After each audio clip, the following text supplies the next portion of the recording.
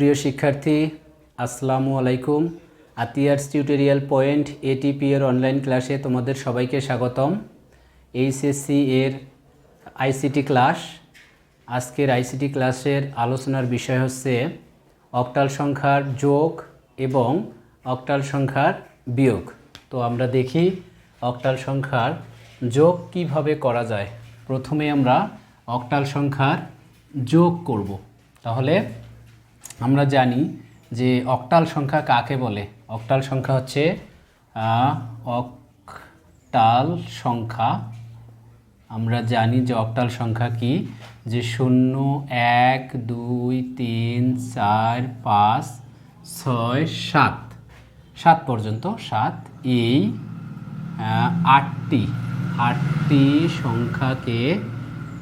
আটটি সংখ্যাকে অক্টাল সংখ্যা বলে। অক্টাল সংখ্যা বলে। এর বেজ বা ভিত্তি, বেজ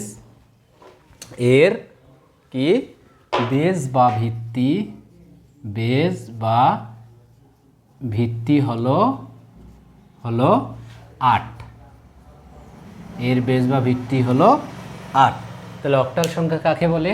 যে 0 1 2 3 4 5 6 7 এই 8টি সংখ্যাকে অক্টাল সংখ্যা বলে।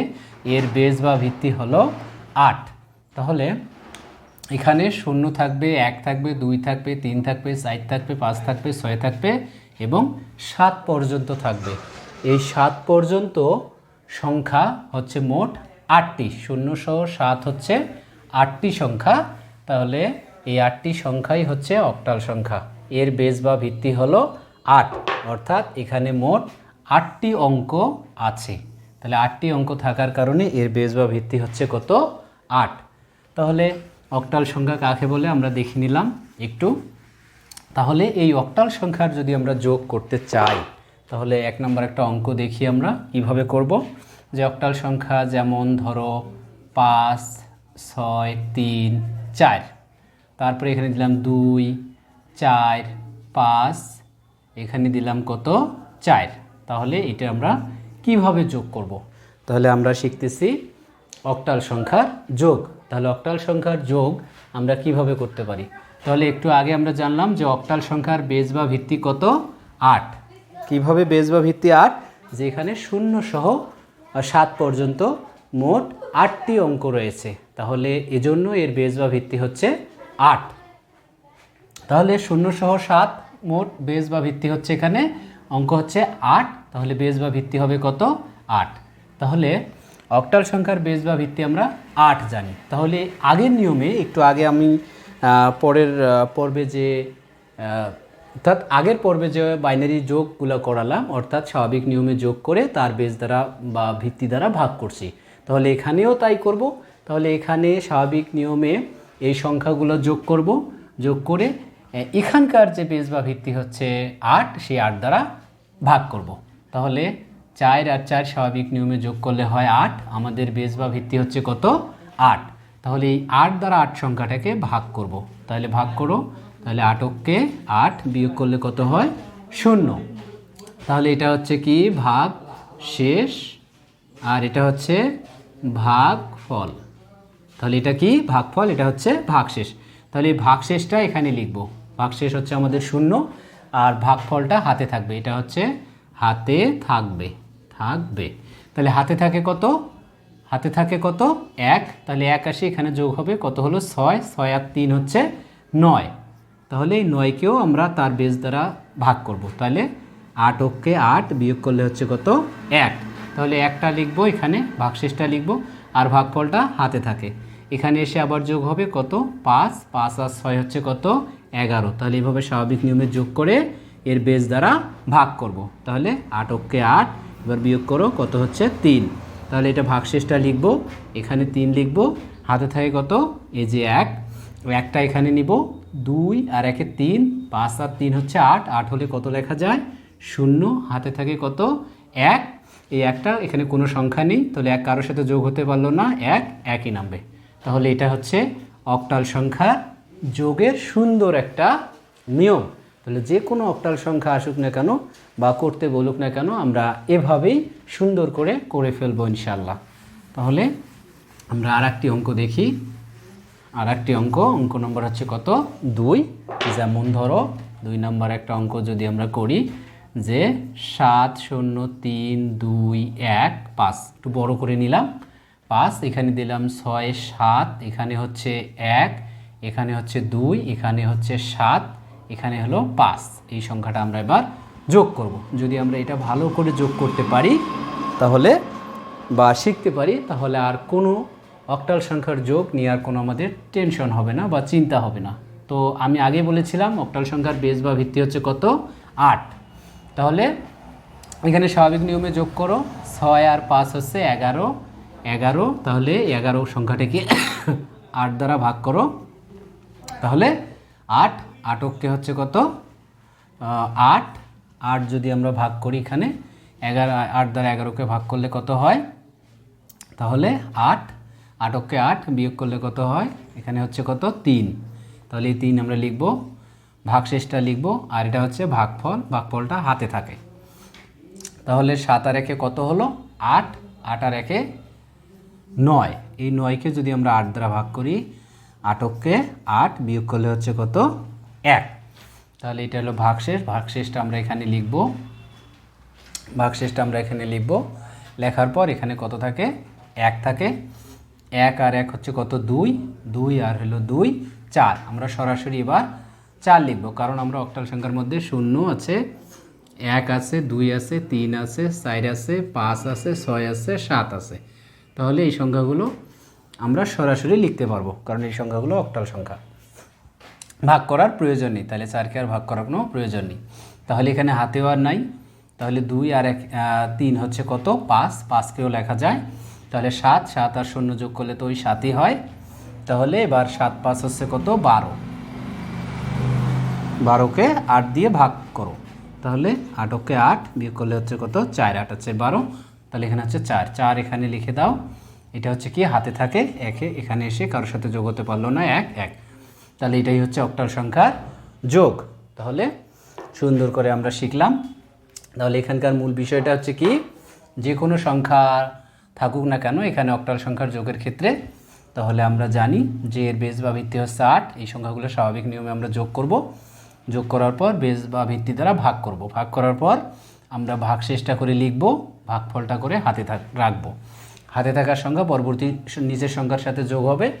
নিচের সংখ্যা আর উপরের সংখ্যা যোগ করে যে সংখ্যা আসবে আবারও আমরা ভাগ করব। যদি 8 থেকে 8-এর বেশি হয়, তাহলে 8 থেকে 8-এর বেশি হলে আমরা কি করব, একে 8 দ্বারা ভাগ করব। তাহলে এভাবেই করে আমরা প্রতিটা সংখ্যায় লিখব। তাহলে আমাদের নির্ণয় মানই হবে অক্টালের যোগ। তাহলে এভাবে আমরা করে ফেলব। এরপরে আমরা দেখব আর একটি অঙ্ক, যে অক্টালের যোগ কিভাবে করা যায়। আমরা 2টি অঙ্ক শিখলাম। এরপরে হচ্ছে অঙ্ক নম্বর 3, অক্টাল সংখ্যার যোগ। যেমন ধরো 6 3 0 1 2, রেডিক্স পয়েন্ট বা দশমিক। এখানে হচ্ছে 3 2 5, তারপরে হচ্ছে এখানে 2 দিলাম, 3 4 2 5, রেডিক্স পয়েন্ট 2 1 4। তাহলে এই সংখ্যাটা যোগ কত হবে, যোগফল কত হবে। তাহলে আমরা আগেই বলেছি যে অক্টাল সংখ্যার বেস বা ভিত্তি হচ্ছে 8। তাহলে স্বাভাবিক নিয়মে যোগ করি। 4 আর 5 হচ্ছে 9, 9কে আমরা 8 দ্বারা ভাগ করব, কারণ এর বেস বা ভিত্তি হচ্ছে 8 দ্বারা ভাগ করে দেখি। তাহলে এখানে 1, তাহলে এটা হচ্ছে ভাগশেষ, এটা হচ্ছে ভাগফল, তাহলে আমি বলেছি ভাগশেষটা করে লিখতে হবে, আর ভাগফলটা কি হাতে থাকবে। তাহলে এই ভাগফল হাতে থাকাটা আমরা এখানে নেব 2 আর হলো 2 হচ্ছে কত 4, একবারে লেখা যায়। তাহলে 3 আর 2 হচ্ছে কত 5, কারণ এখানে হাতে নেই। তাহলে এখানে দশমিকটা এখানে সরাসরি দেওয়া যায়, কারণ আমাদের এখানে 3 ঘর বা 3 ঘর আগে আছে, অথবা 1 2 3 4 5 ঘর পরে আছে দশমিক। তো আমরা দিতে পারি এখনই, বা আমরা অঙ্কের শেষেও দিতে পারি। তো আমরা অঙ্কের শেষে দেব, তো আগে দিয়েছিলাম। তো যাই হোক, 5 আর 2 হচ্ছে কত 7 লেখা যায়, কারণ আমাদের অক্টাল সংখ্যার মধ্যে 7 সংখ্যাটা আছেই। তাহলে 2 আর 1 3 হয়ে আছে।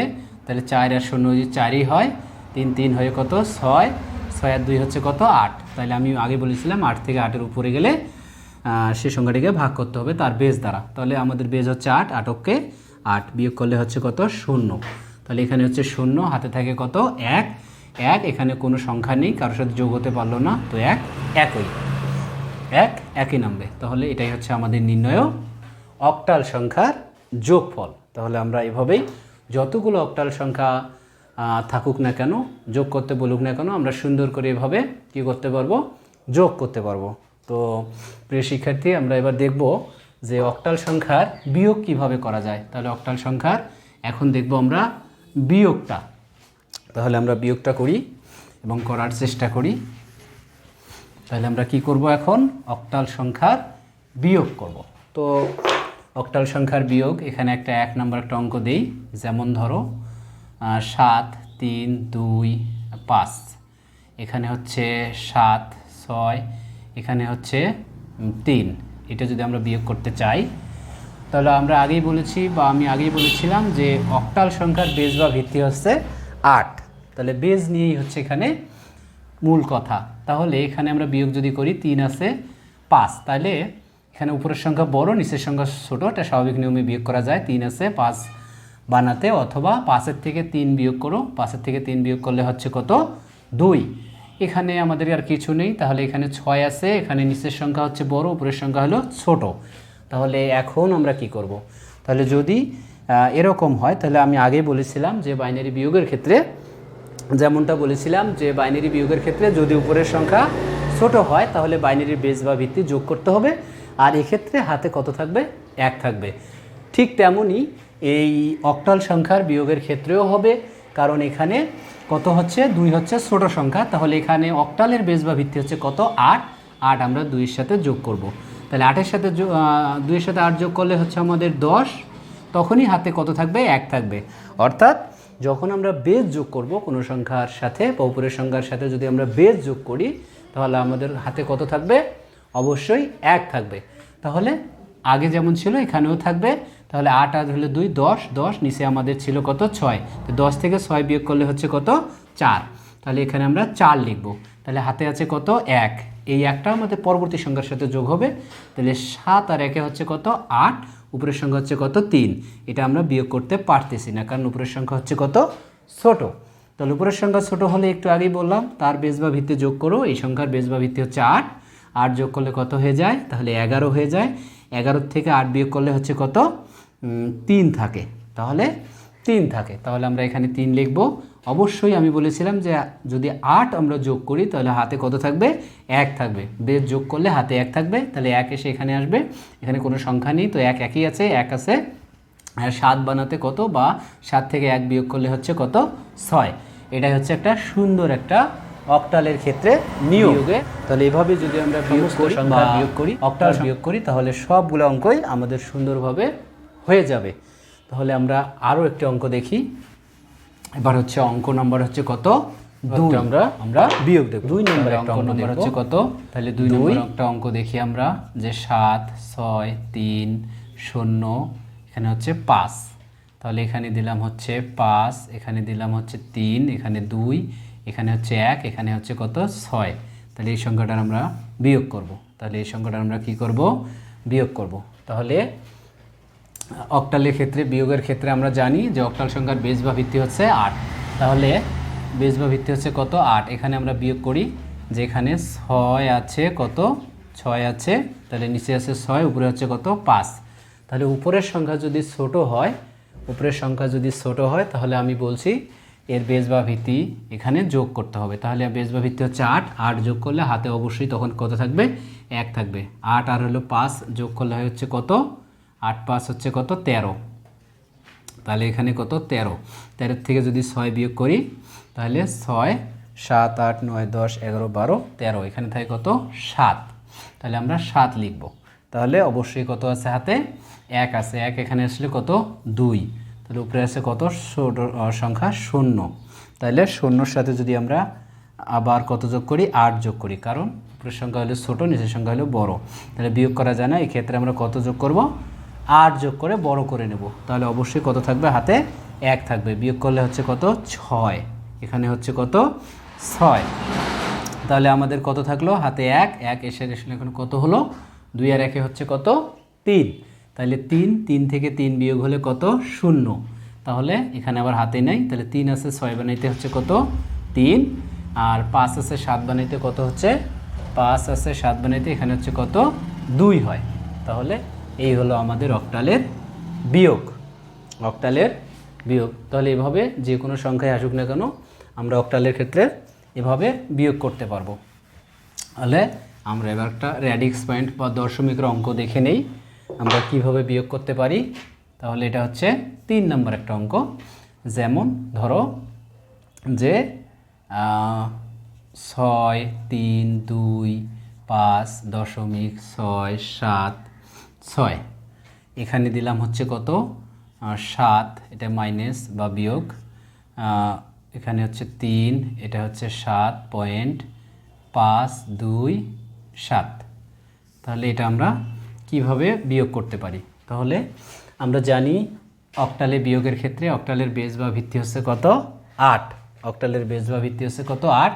তাহলে এখানে নিচে আছে কত 7, 7 উপরে আছে 6, তাহলে 6 থেকে 7 কখনো বিয়োগ করা যায় না, অর্থাৎ উপরের সংখ্যা ছোট। তাহলে আমি আগেই বলেছি উপরের সংখ্যা ছোট হলে বড় করার জন্য তার বেস বা ভিত্তি হচ্ছে যোগ করতে হবে।